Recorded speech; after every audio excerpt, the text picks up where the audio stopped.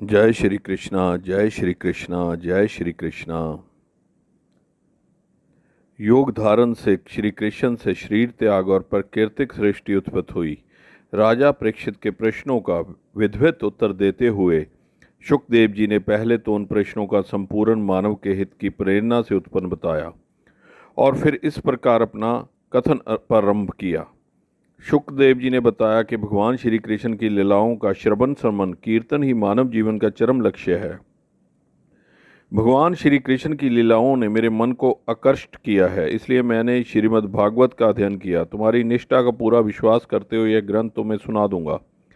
सबसे पहले यह समझना चाहिए कि मनुष्य का मन संसारिक विषयों, स्त्री पुत्र परिवार धन आदि में लगा रखा है। मनुष्य सांसारिक मोह के कारण ही भगवान की भक्ति में ध्यान नहीं लगा पाता। उसका संपूर्ण जीवन खाने पीने, नींद और मैथुन क्रिया में ही नष्ट हो जाता है। किंतु वास्तविक सार्थक घड़ी वही है जो ईश्वर की आराधना में व्यतीत होती है। शेष जीवन तो लोहार की धोकनी के समान व्यर्थ है। जो व्यक्ति सत्य मन से ईश्वर आराधना में मन लगाता है वह 2 क्षण में ही अभय पद पा सकता है।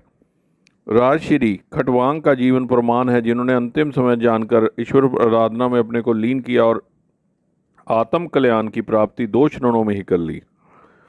शुकदेव जी ने परीक्षित को सांत्वना दी और कहा कि निकट आई मृत्यु को जानकर व्यक्ति को घबराना नहीं चाहिए, अपितु वैराग्य रूपी शास्त्र से संसारिक मोहमाया को काट देना चाहिए और बंधन मुक्त होकर ओंकार का जाप करना चाहिए। साथ ही भगवान के शिव ग्रह के एक एक अंग का ध्यान करते हुए अपने मन को प्रभु के सौंदर्य में तल्लीन कर देना चाहिए। शुकदेव जी ने बताया कि मन की विक्षिप्तता के निवारण और एकाग्रता के लिए धारणा की आवश्यकता होती है। धारणा में तमोगुण रजोगुण नष्ट होते हैं और सतोगुण का अमेध्य होता है। धारणा का स्थान आसन, प्राणायाम और अल्प आहार के उपरांत आता है। धारण का विषय स्वयं भगवान है। यह स्थूल संसार उनका विराट शरीर ही है। विषय के समस्त पदार्थ तत्व इस विराट पुरुष के अंग रूप हैं। उन्हें इस प्रकार समझा जा सकता है, रसातल उनके पैरों का पंजा है, उनका वक्षस्थल स्वर्गलोक है, उनकी कुशी समुद्र है और उनकी अस्थियां पवित्र पर्वत समूह हैं। इस तरह इस विराट सृष्टि के प्रत्येक पदार्थ को उस विराट का अंग विशेष अथवा क्रिया विशेष समझकर इनमें से किसी एक में ईश्वरीय भाव से आराधना पूर्वक ध्यान लगाने से साधक को परम तत्व की प्राप्ति होती है। यह समस्त जगत उसी विराट पुरुष से निर्मित है, उसी में व्याप्त है और जब व्यक्ति सृष्टि के प्रत्येक पदार्थ में उसके अंग विशेष की भावना करता है, अग्नि को उसका मुख, गंध को प्राणेंद्रिय, सूर्य का चक्षु इंद्रिय मानकर सब जगह उसी की सत्ता देखता है, तो यह देखना ही धारणा है। बस इस धारणा से ही जिज्ञासु व्यक्ति अपने अमिष्ट को पा लेता है। शुकदेव जी आगे परीक्षित को बताते हैं कि धारणा से ही विष्णु भगवान के दर्शन सुलभ हो जाते हैं। वे कहते हैं कि हे राजन, धारणा के बल के कारण ही ब्रह्मा जी ने जगत की दोबारा सृष्टि की। इसके बल पर साधु सदैव मुक्ति को प्राप्त हो जाता है। साधक जब मन को एकाग्र करके स्थिर रूप से प्रभु के ध्यान में मगन हो जाता है तब उसे अनेक प्रकार के दृश्य दिखाई देते हैं। इन दृश्यों में वह भगवान के अनंत रूपों को देखता हुआ साधना के मार्ग पर बढ़ता जाता है। इस प्रकृति में आए व्यवधानों का निवारण भगवान स्वयं कर देते हैं। किंतु ऐसा तभी होता है जब साधक संसारिक आसक्ति से अपना मन धीरे धीरे अलग करता हुआ उनकी पूर्ण अपेक्षा करता है। साधक को संसारिक चिंता होनी ही नहीं चाहिए। खाने पीने आदि से भी उसका मन विरक्त होना आवश्यक है। उसे तो थोड़ा सा ही प्राप्त हो जाने मात्र से संतोष कर लेना चाहिए। जो साधक कमल नयन भगवान विष्णु को स्वर्थ व्याप्त मानता है, उन पर दृढ़ विश्वास रखता है, वह भगवान के धाम को पा लेता है। संदेह मुक्ति में धारणा का महत्वपूर्ण योग है। शुकदेव जी कहते हैं, हे पांडुनंदन, जब साधक देश काल से मुक्त होकर दृढ़ता पूर्वक आसन लगाकर मन प्राण वृद्धि को नियंत्रित करके पहले दुष्टा के क्षेत्र में फिर क्षेत्रज को शुद्ध आत्मा में पुनः अस आत्मा को ब्रह्मा में मिलाता है तो उसे घिर शांति का लाभ मिलता है। जो योगी होते हैं वे अत्यंत कठिन साधन वासनाओं का दमन, प्राण अपान व्यान समान उदान आदि पंचवायु का सफल रूप से नियंत्रण कर लेते हैं, पर उससे परब्रह्मा के दर्शन सरलता से नहीं होते हैं। पर भक्त लोग धारणा की शक्ति से सहजता से ही उस संदेह मुक्ति अर्थात ब्रह्मा के सानिध्य को प्राप्त कर लेते हैं। धारण की ही शक्ति से साधक क्रम मुक्ति को प्राप्त भी कर सकता है। ठीक उसी प्रकार जैसे योगी सुषुम्ना के द्वारा ब्रह्मालोक के लिए प्रस्थान करने पर अग्निलोक की आकाश मार्ग से शिशुमार नामक ज्योतिर्मय चक्र को अग्निलोक से और चक्र का अतिक्रमण करके महलोक को पाता है और महलोक से ब्रह्मालोक तक पहुंचता है, जिस प्रकार योगी इस ब्रह्मालोक अथवा सत्यलोक में पहुंचकर निडरता पूर्वक 7 आवरणों को भेदता है और इस क्रम में अपने निर्वृत रूप में सत्य चित्त आनंद धन शांति मूर्ति परम को प्राप्त करता है, उसी प्रकार भक्त साधक भगवान विष्णु धारणा शक्ति से भजन कीर्तन करता हुआ इन लोकों को क्रम से पार करता हुआ सफलतापूर्वक सरलतापूर्वक और सत्यलोक में पहुंचता है और परमानंद का अनुभव करता है। इसके उपरांत शुकदेव जी परीक्षित को बताते हैं कि जीवन में किस किस कामना की पूर्ति के लिए किस किस देवता की उपासना करने योग्य है। वे सब देवता लौकिक पदार्थ देते हैं, किंतु वास्तविक मुक्ति तो भगवान विष्णु से ही मिलती है। यह सूची इस प्रकार है: देवता, फल सिद्धि, इंद्र, इंद्रिय प्रबलता, अदिति, प्रचुर अन्न, साधु देव, लोकप्रियता, अग्नि, तेज, मायादेव, धन लक्ष्मी, ब्रह्मा, स्वामित्व, रुद्र, वीरता, वसु, ऐश्वर्य, वरुण, कोश, यज्ञ पुरुष, यश, यश विघ्न नाश, पितर, वंश बुद्धि, चंद्रमा, भोग विलास, बृहस्पति, ब्रह्मा तेज, प्रजापति, संतान, विषभदेव, राज्य, धावा, पृथ्वी, पुष्टि प्रतिष्ठा, गंधर्व, सौंदर्य, अश्विनी कुमार, दीर्घायु, उर्वशी, स्वरूप पत्नी, पार्वती, दाम्पत्य प्रेम, शंकर, विद्या, विष्णु, धर्म संचय, मृगदन, बल बुद्धि, राक्षस, शत्रु विनाश, मनु, राज्य। किंतु साधक पुरुष को चाहिए कि इन देवी देवताओं की चिंता न करते हुए वह भगवान विष्णु श्री नारायण की ही पूजा करता रहे। श्री नारायण भगवान विष्णु ही वास्तविक रूप में भक्त का उद्धार करने वाले हैं। सच्चे साधक को निष्काम और सकाम एकमात्र भक्ति की कामना भाव से पुरुषोत्तम भगवान की उपासना उचित है। श्री नारायण की उपासना से सत्संग से दुर्लभ ज्ञान की प्राप्ति, साधु लाभ, इंद्रियाद, विषयों से अनसाकित से प्रभु से दृढ़ अनुकृति मिलती है और अंत मोक्ष की प्राप्ति होती है। मानव जीवन की सार्थकता भगवान विष्णु के लीला गान में ही है। इसे बताते हुए शुकदेव जी और परीक्षित के मध्य संवाद को सुनने के लिए शौनिक जी ने सुत जी से प्रार्थना की। इस पर सुत जी कहते हैं कि हे विप्रो, श्री नारायण भगवान विष्णु की पवित्र कथा के श्रवण से नष्ट मोह और प्राप्त ज्ञान परीक्षित ने शुकदेव जी के ज्ञान की प्रशंसा करते हुए अपने प्रति कृपा का आभार मानते हुए कुछ जिज्ञासाएं रखी और उनके समाधान की प्रार्थना की। जिज्ञासाएं इस प्रकार हैं: भगवान विष्णु किस प्रकार अपनी माया से विश्व की सृष्टि, पालन और संहार करते हैं? श्री भगवान किन किन शक्तियों का आश्रय अपने लीला विकास के लिए लेते हैं? श्री भगवान प्रकृति के गुणों को पुरुष रूप में विविध कर्मों का संपादन करने के लिए एक साथ धारण करते हैं अथवा अवतार ग्रहण करके क्रम से धारणा करते हैं।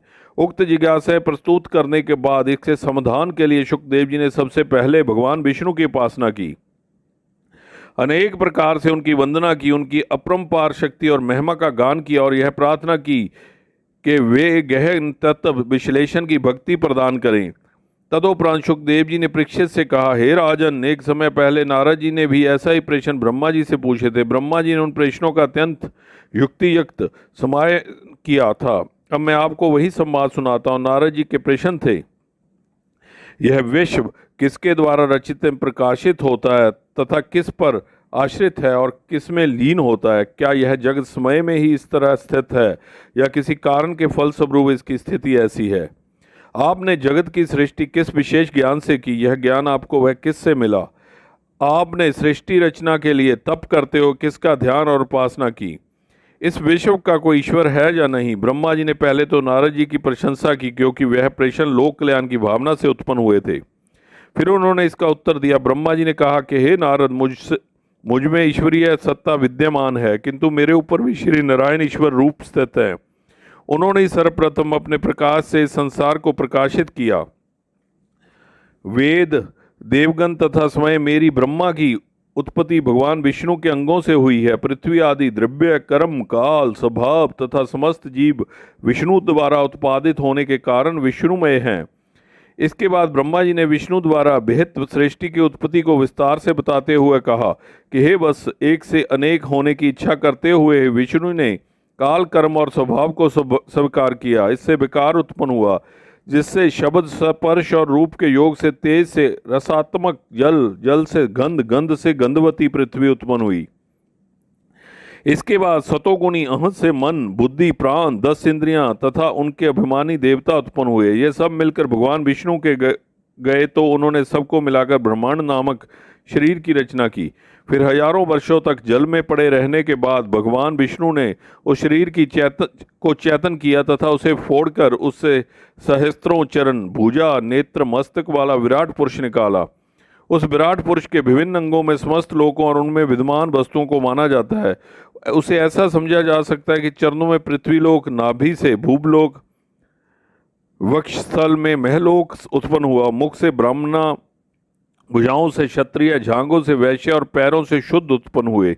इसी तरह सप्तलोक, 14 भुवन, उनके निवासी एवं पदार्थ सब भगवान विष्णु से ही उत्पन्न हुए हैं। इसके उपरांत ब्रह्मा जी ने नारद से सृष्टि के विभिन्न तत्वों की विष्णु के अंगों से उत्पत्ति के बहाने विराट पुरुष की विभूतियों का परिचय दिया। वे बोले कि हम तन्य वाणी उस विराट पुरुष के मुख से गायत्री, सप्त धातुओं से उदिक आदि 7 छंद, अन्न तथा रस जीभ से प्राणावायु, नासा छिद्रों से औषधियाँ, मंत्र प्राणेन्द्रियों से, रूप तथा तेज नेत्रों से, स्वर्ण तथा सूर्य नेत्र गोलकों से, दिव्य तथा तीर्थ स्थल श्रवणों से, आकाश श्रोत्रेंद्रिय से, सौंदर्य शरीर से, यज्ञ स्पर्श तथा वायु त्वचा से, रोमावली से, उद्भिज प्राणी, मेव, केश तथा श्रवण और नख से ही विद्युत शिला और लोहा तथा भुजाओं से लोकपाल उत्पन्न हुए। इसके साथ ही भगवान नारायण के भ्रमण से भुभ तथा सब लोक की उत्पत्ति हुई और लिंग से जल, वीर्य, मेघ और प्रजापति, जननेन्द्रिय से मैथुन तथा आंदत, वायु इंद्रियों से यम और मित्र, गुदा द्वारा से हिंसा, नेतृत्व, नरक तथा मृत्यु, पीठ से प्राज्ञ, धर्म और ज्ञान, नाड़ियों से नदी नद, अस्थियों से पर्वत तथा उदर से मूल प्रकृति, समुद्र तथा मृत्यु आदि की उत्पत्ति स्रोत है। ग्रह नक्षत्र भी उसी से उत्पन्न हुए हैं। यह नारायण रूप से ब्रह्मा बनकर संसार की सृष्टि करते हैं, रुद्र रूप में प्रलय करते हैं और विष्णु रूप से संसार का पालन करते हैं। सबसे प्रमुख बात यह है कि सृष्टि के रचता होने और पालन करता होते हुए भी वे इस सबसे परे अतीत है। यही उनकी दिव्य महिमा है। ब्रह्मा जी नारद जी से बोले कि हे वीणा पाने, भगवान विष्णु की महिमा का वर्णन कोई नहीं कर सकता। उनके परम तत्व को जानना अत्यंत दुष्कर है। वर्षों तक कठोर तप करने के उपरांत भी मैं उनकी महिमा को पूरी तरह नहीं जान सका। काफी कुछ अघेय रह जाता है। यह बात है कि उनकी लीलाओं का निरंतर गान करने से उनसे परम तत्व का थोड़ा बहुत ज्ञान मुझे हो गया है। वस्तुतः विराट पुरुष भक्ति प्रिय हैं और उनको पाने समझाने का एक ही मार्ग है, भक्ति मार्ग। यही सरल और निश्चित उपाय है। इसके बाद विष्णु भगवान के 24 अवतारों को संक्षिप्त वर्णन करते हुए ब्रह्मा जी नारद जी से कहते हैं कि मेरे ब्रह्मा द्वारा सृष्टि रचना के लिए घोर तप के प्रभाव के फलस्वरूप भगवान ने मेरे घर सपर्थ वाले सन नाम से मुक्त सनत कुमारों सनक, सनंदन, सनातन और सन कुमार के रूप में अवतार लिया। इस अवतार में उन्होंने ऋषियों को कल्पांत से विस्मृत तत्व का उपदेश देकर पुण्य ज्ञान प्राप्त किया। प्रलय काल में जलमग्न पृथ्वी का उद्धार करने के लिए अनंत भगवान नारायण जी ने ब्राह शरीर धारण किया और उस दैत्य हिरण्याक्ष का, जिसने पृथ्वी को हरण किया था, विनाश किया। प्रजापति रुचि की पत्नी कीर्ति के उदर से यज्ञ पुरुष के रूप में अवतार ग्रहण किया। इस अवतार से भगवान विष्णु ने दक्षिणा से स्वयं देवों को जन्म दिया। श्री नारायण हरि को हरि विशेषण से इसलिए अभिव्यक्त किया गया, वे तीनों लोकों की विपत्ति की हरण करने वाले हैं। यह विशेषण मनु स्वयं भभु ने दिया। भगवान ने स्वर्ण प्रभावन हयग्रीव के रूप में ब्रह्मा के यज्ञ में अवतार लिया और अपनी नाक की सांस से वेदवाणी को व्यक्त किया। दक्षपुत्री मूर्ति एवं धर्म के घर नर नारायण के रूप में अवतार लिया। जिन अप्सराओं को इंद्र ने नर नारायण के तप को भंग करने के लिए भेजा, वे अपना मूल स्वभाव भूलकर आराधना करने लगी। इस अवतार में भगवान ने स्वतेली माँ सुरुचि द्वारा अपमानित उतानपाद के सुपुत्र ध्रुव को ध्रुव पद प्रदान किया। श्री भगवान ने कपिल देव के रूप में कदर्म गर्जापति की पत्नी देवहूति के उदर से अवतार लिया और देवहूति को अनुरोध से उसे इसी जन्म में तत्व बोध कराया। अत्रि ने प्रार्थना की थी कि वह श्री नारायण को ही पुत्र रूप में पाना चाहते हैं, अतः भगवान ने दत्तात्रेय के रूप में उनके यहाँ अवतार लिया। इस अवतार से भगवान ने यदु और सहस्त्रार्जुन का उद्धार किया। सुदेवी नाभि की पत्नी के उदर से ऋषि देव के रूप में अवतार लेकर अब धूतचर्या और परमहंस पद का महत्व स्थापित किया। भगवान ने ब्राह्मण के रोष से नष्ट वैभव बैन को नरक में गिरने से बचाने के लिए ऋषियों की प्रार्थना पर पृथु का अवतार लिया। चाशुच मनवंतर के अंत में वेदों की रक्षा के लिए मत्स्य अवतार लिया। समुद्र मंथन हेतु कश्यप रूप में जन्म लिया। देवताओं की अमृत पिलाकर अमर बनाने के लिए धन्वंतरी रूप में अवतार लिया। दैत्यों से अमृत छीनकर देवों को पिलाने के लिए मोहिनी अवतार लिया। हिरण्यकेशप से भक्त प्रहलाद की रक्षार्थ नरसिंह का अवतार, बलि का दर्प दलन करने के लिए वामन अवतार, भागवत धर्म के प्रचार के लिए हंस का अवतार, 5 रात्र धर्म के विस्तार के लिए नारद अवतार, ग्रह का संहार करने गजेंद्र की रक्षा के लिए हरि रूप में अवतार लिया। दृष्टि रिष्टियों का 11 बार नाश करने के लिए परशुराम अवतार, आदर्श एवं मर्यादा की रक्षा के लिए मर्यादा पुरुषोत्तम राम का अवतार लिया। लोगों को वास्तविक विद्या के लिए उपदेश के लिए भगवान वेद व्यास के रूप में अवतार लेकर पुराणों की रचना की। दुष्ट कंस जरासंध आदि को मारने के लिए कृष्ण और बलराम रूप में अवतार लिया। भविष्य में अंधविश्वास और धर्म के नाम पर पशु हिंसा को समाप्ति के लिए बुद्ध अवतार और कलयुग में कलिक अवतार लिया। भगवान की शक्तियां विभिन्न अवसरों पर विभिन्न रूप से प्रकाशित होती हैं। सृष्टि रचना के प्रजापति मर्च और ब्रह्मा के रूप में, सृष्टि रक्षा के लिए समय धर्म मनु और सम्राट के रूप में, तथा सृष्टि प्रलय के मय अधर्म रुद्र और दैत्यपादिक रूप में प्रकट होती हैं। इस शक्ति की महिमा अपरंपार है, इसका सार कोई भी नहीं जान सकता। भगवान विष्णु ने कांपती हुई धरती को स्थिर करने के लिए त्रिविक्रम अवतार का रूप धारण किया। उनकी एक शक्ति माया है जो जगत की रचना और संहार करने वाली है। इस तरह उनकी अनेक शक्तियां हैं।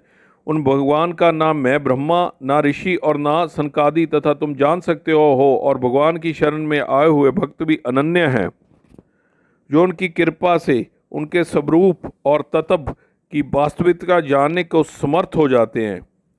ऐसे भक्ति भाव संपन्न भक्तों में प्रहलाद, ध्रुव, जनक, रघु, अम्बरीश, हनुमान तथा शुकदेव आदि हैं। इनके समान अन्य भक्तों ने भी भगवान के रहस्य और तत्व को जाना है। ब्रह्मा जी नारद जी से परमात्मा के वास्तविक स्वरूप का वर्णन करते हुए कहते हैं कि वह स्वर्दा, एक रस, अभय, शांति और ज्ञान स्वरूप है। वह सत्य, असत्य तथा माया से अतीत है। भगवान विष्णु का साक्षात्कार महात्मागण अनंत शोक रहित आनंद स्वरूप के रूप में करते हैं। विष्णु भक्त स्त्री, शूद्र, पशु, पक्षी, जड़ चेतन सबसे पार हो जाता है। सुत जी ने जब ब्रह्मा और नारद जी का यह संवाद सुना दिया तब वे बोले, हे ऋषियों, विष्णु भगवान की महिमा के सुनने से उत्पन्न अनुराग से भरे राजा परीक्षित ने शुकदेव जी के सामने अपनी कुछ जिज्ञासाएं रखी और समाधान की विनती की। जिज्ञासाएं इस प्रकार हैं। पृथ्वी आदि पंच महाभूतों के संबंध से शून्य इस जीव के शरीर का परम कैसे होता है? ईश्वर से उत्पन्न जीव और लौकिक पुरुष के समान रूप वाले ईश्वर में क्या भेद है? ईश्वर के अंदर और बाहर के भेद से ब्रह्मांड का क्या प्रमाण है? इस क्रम में वर्णों और आश्रमों का तथा महान पुरुषों के चरित्रों का निश्चय किस प्रकार है?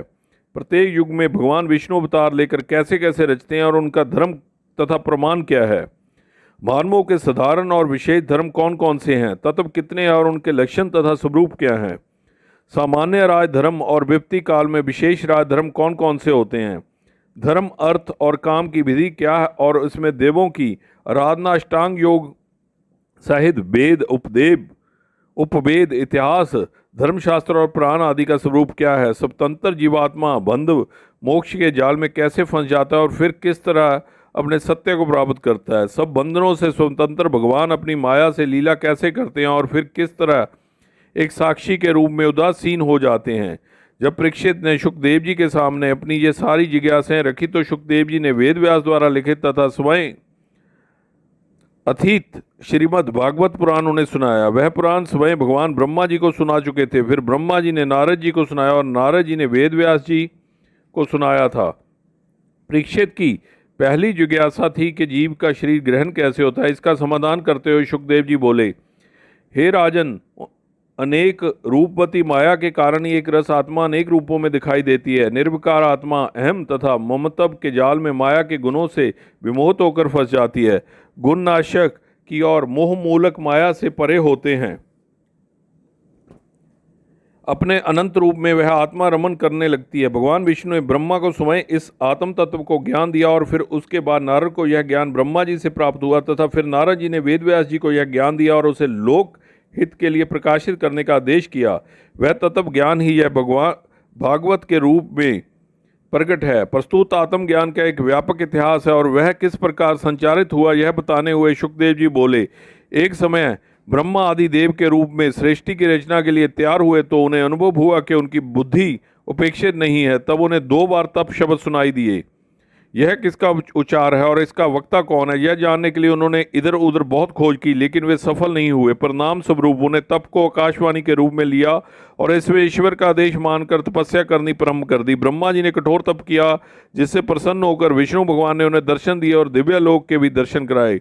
इस दिव्य लोक में भगवान विष्णु ने के अनुपम और अद्भुत सौंदर्यमय स्वरूप को देखकर ब्रह्मा जी कृतार्थ हो गए। भगवान विष्णु ने ब्रह्मा जी को तप की महिमा बताई और यह कहा कि तप मेरा हृदय और मैं तप की आत्मा हूँ।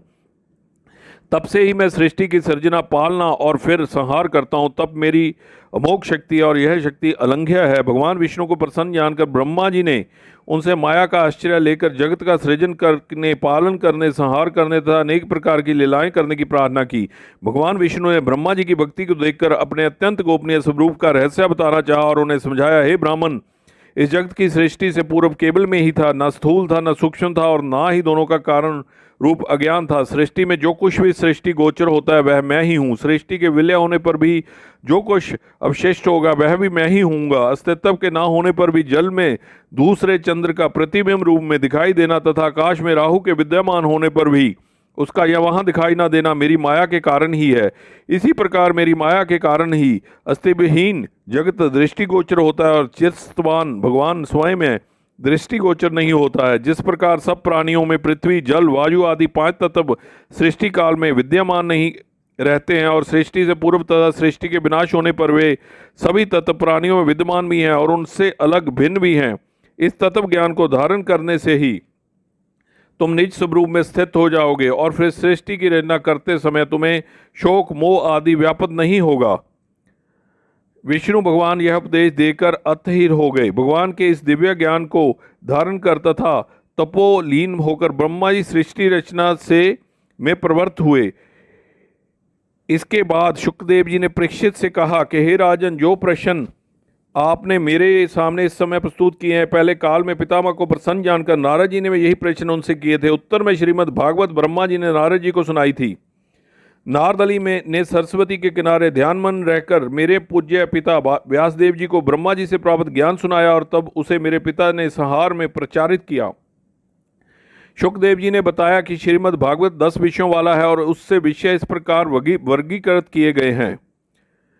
सर्ग ईश्वर की कृपा से रूपांतरित गुणों से आकाश आदि पंचभूतों, शब्द आदि तन मात्राओं, इंद्रियों, अहंकार और महत्व आदि की उत्पत्ति का वर्णन, प्रतिसंग विराट पुरुष से उत्पन्न ब्रह्मा जी द्वारा निर्मित चराचर सृष्टि का वर्णन, स्थान नश्वर सृष्टि को स्थिर रखने वाले भगवान विष्णु की श्रेष्ठता का कीर्तन, पोषण, सुरक्षित सृष्टि में भक्तों पर अनुग्रह करने के लिए भगवान विष्णु की महिमा का वर्णन, मनवंतर भगवत भक्ति तथा प्रजा पालन में रत मनवंतरों में आधिपत्य का वर्णन, उत्तजीव को कर्म बंधन में डालने वाली बाधाओं का वर्णन, ईशकाश भगवान के विविध अवतारों और भागवत भक्तों की गाथाओं का अनुकीर्तन, निरोध भगवान के योग निद्रा निमगन और होने पर उपाधि सहित जीव के उनमें लीन होने का चित्रण, मुक्ति आत्मा का ज्ञान कल्पित अनान्यतम भाव छोड़कर निज वास्तविक सत्व स्वरूप में स्थित होने का वर्णन, आश्रम जगत की उत्पत्ति स्थिति और प्रलय के आधारभूत रूप परमात्मा का वर्णन।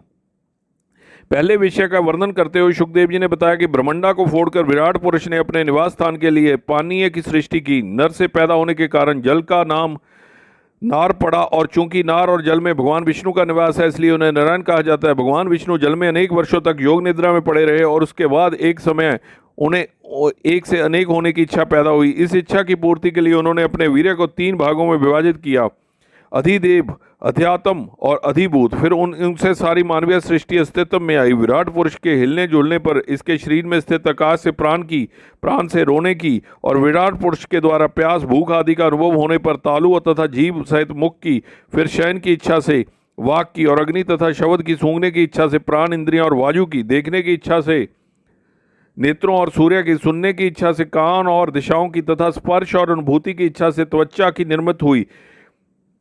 उस विराट पुरुष द्वारा कर्म करने की इच्छा से हाथ पैर आदि कर्मेंद्रियों की उत्पत्ति हुई, साथ ही उनके अभिमानी देवताओं की भी उत्पत्ति हुई। इसके उपरांत भगवान ने अपनी माया पर विचार किया तो इस समय हृदय, फिर मन और उनकी अभिमानी देवताओं की उत्पत्ति हुई। इस तरह सब विराट पुरुष बाहर की ओर से पृथ्वी, जल, तेज, वायु, आकाश, अहंकार, महत्व और प्रकृति, इन 8 प्रकार के आवरणों से घिरा हुआ है। इसके परे इसका एक सूक्ष्म रूप भी है, और वह सूक्ष्म रूप मन और वाणी से परे और गोचर है। अनेक विद्वान पुरुष भी भगवान की माया से परिपूर्ण हैं। स्थूल और सूक्ष्म दोनों रूपों को ठीक तरह से ग्रहण नहीं कर पाते, क्योंकि वही नाम रूपधारी ब्रह्मा है। उससे ही प्रजापति, मनु, देवता, गंधर्व, अप्सरा, नाग, सर्प, राक्षस, पिशाच, भूत, प्रेत, ऋषि आदि विविध योनियों की रचना हुई। संसार के सभी चर अचर भेद से 2 प्रकार के रूपों में बटे हुए हैं। चर और अचर के बाद में 4 भेद और होते हैं, जराजु, अंडज, उद्भिज और स्वदेज। इसके बाद स्थलचर, जलचर और नमचर, ये 3 भेद होते हैं। अपने कर्मों से ही प्राप्त होते हैं। अपने अच्छे, शुभ और अशुभ कर्म के अनुसार देवादि योनियों से में जन्म प्राप्त करते हैं।